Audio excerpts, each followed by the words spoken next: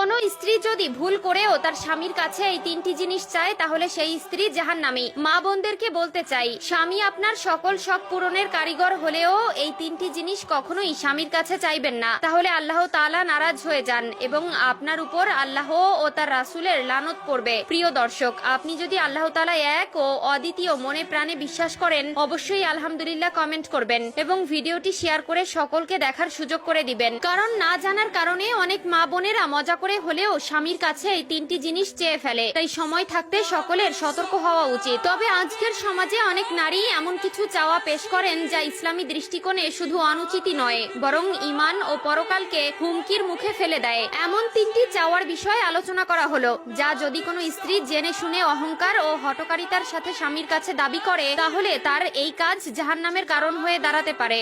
1. তালাক চাওয়া, বিনা কারণে অইচ্ছাকৃতভাবেই ঘর ভাঙার চেষ্টা করা। হাদিসের Likey